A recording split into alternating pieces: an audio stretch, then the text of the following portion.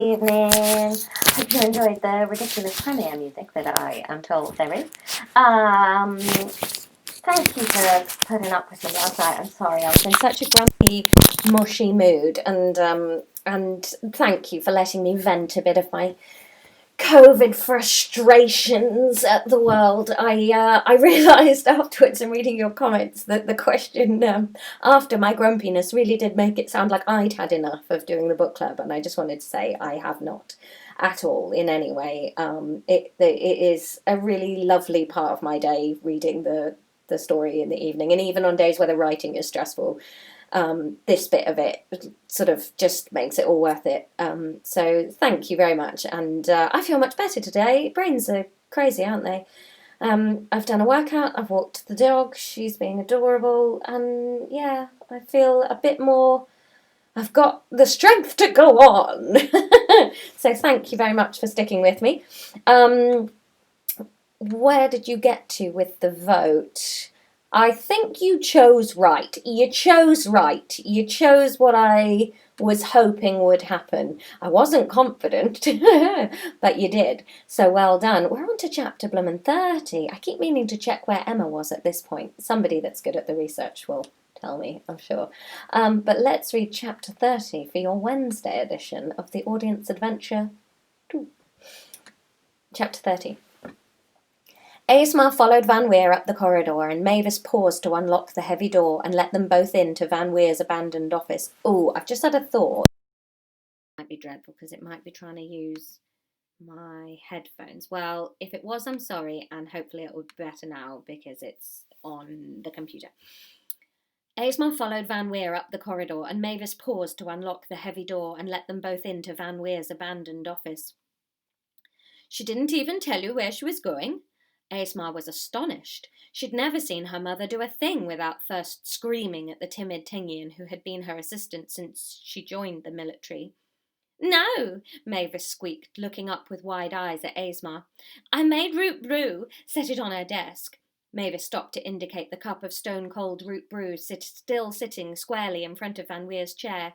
And usually I put it in when I get the nod from the reception that she's coming into the building. And then I scarp her because she can be a little less patient in the mornings before she's had it. Any earlier than that and it's too cold by the time she gets to it, and she doesn't like that either. But if I time it just right, then... Well, anyway, so I did that, and I left it on her desk, and then I went to my cubby. Mavis poked her head out of the door and indicated to Aesma a little notch in the wall where a Tingian could just about fit in to work. Aesma was appalled.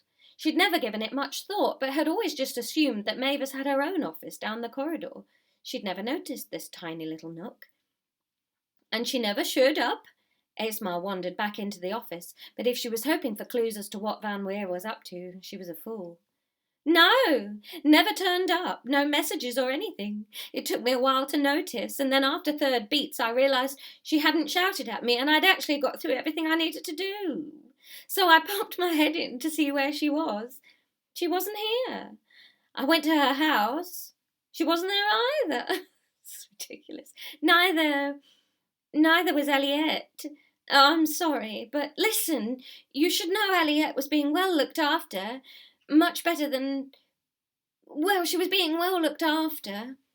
Aesma nodded, trying to think quickly and clearly, trying to think like Ezria. Are the Skylawns being kept here? Mavis nodded. Well, they were. They're gone too. Damn. Aesma smacked a fist into the desk and the cold root brew jumped under the vibrations. She's been awfully difficult to work with recently, Mavis said quietly, and then squeaked at her own bravery, looking around the office as if she expected Van Weer to leap out of a shelf and smack her at any moment. Recently, Aesma snorted, and Melvis? That's a new character, isn't it? Why do I feel like I'm going to have to write Melvis into this? I don't even know where that came from. And Mavis let out a yelp of laughter and then quickly covered her mouth with a hand. Where would she have gone? Mavis whispered, and Aesma eyed her cautiously. The tiny Tingian looked like she barely ate and like she slept less than she ate. I don't know, Aesma admitted. I assume she's trying to look for the stone. She sent me to retrieve? Aesma let that settle on Mavis, trying to gauge her reaction. Yes, yes! She has been rather fixated on the Stones project. It's taken precedent over everything else. I've so much paperwork stacked up that she won't even look at. Mavis sighed, and Aesma smiled fondly at her. Do you like working for her? Aesma asked, catching Mavis off guard. Mavis turned an intense crimson and her mouth fell open as she hopped from foot to foot, staring in bewilderment at Aesma. What a question! What a question! She stammered. It's the honour of my life to be working. I think she's magnificent. You can't ask me a question like that. Aesma laughed, feeling relaxed for the first time since Aliette had been removed from their house. Van Weir might be on a mission to become all-powerful, but she was already all-hated. It's all right, Mavis. She's my mother. There's nothing she's done to you that hasn't been doing to me since I was born. She's a loathsome witch and a bully. I can't believe you put up with her as long as you have. Mavis looked astounded. She actually span around on the spot as though waiting to be clapped in irons and carted away to prison at a moment's notice. She snorted and then muttered under her breath and then began to laugh. So, who is in charge with Van Weir having abandoned her post? Aesma asked, sitting down in her mother's seat and staring at the minute tinning iron before her. Mavis nodded and seemed oddly more comfortable with having someone in charge and in Van Weir's chair. Protocol is unclear. She had changed a few of the smaller subsections during her tenure, and as she's not resigned or been killed, it's not, absolutely crystal in her... I don't know. Mavis ran out of steam and simply looked at Aesma. I think you said she mentioned that she would want me to cover for her if she needed to take some emergency time out for personal issues. Didn't she? Aesma asked, arching an eyebrow. Mavis broke into a wide smile, and then a frown, and then a grin again. She certainly saw you as her second in command. I will see if I can dig out the paperwork, but it might take me a while, and we oughtn't to leave the city without a guard if we can help it. Mavis winked in what she thought was a very conspiratorial manner, but which actually involved the entire side of her face screwing up and stretching out again. Aesma laughed. You're absolutely right, Mavis. See if you can dig out that paperwork. But firstly, I need you to alert the 2nd, 4th and 5th battalions. Tell them to be ready to march topside. The 3rd need to take over duties in the city along with the 6th through 10th. Can you do that? Mavis nodded, delighted to have the chain of command reinstated. She ducked out of Van Weir's office, leaving Aesma swinging in the big chair.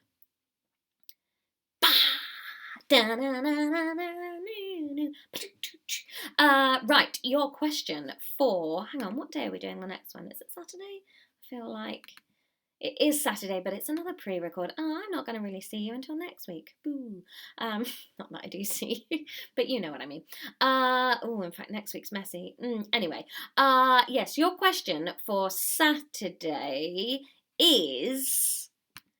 Firstly, how many of the 12 families respond to the call for action? And secondly, who goes on the mission to recruit them? Among others. These aren't the only ones going, but what combination of these do you want? Do you want Kurann, Briar and Marine, Briar and Marine, Kurann and Marine, or Kurann and Briar? Those are your options. So you can decide how many of the families respond, and then you can decide which combo of those Tingians are on the mission to go and get them. Choose wisely, my friends, and there'll be another video waiting for you on Saturday, but I will be in Balham, so if you want any gigs this week with the space in them, then Balham, the Bedford, Friday and Saturday. If not, I'll see you Saturday for a video. Bye!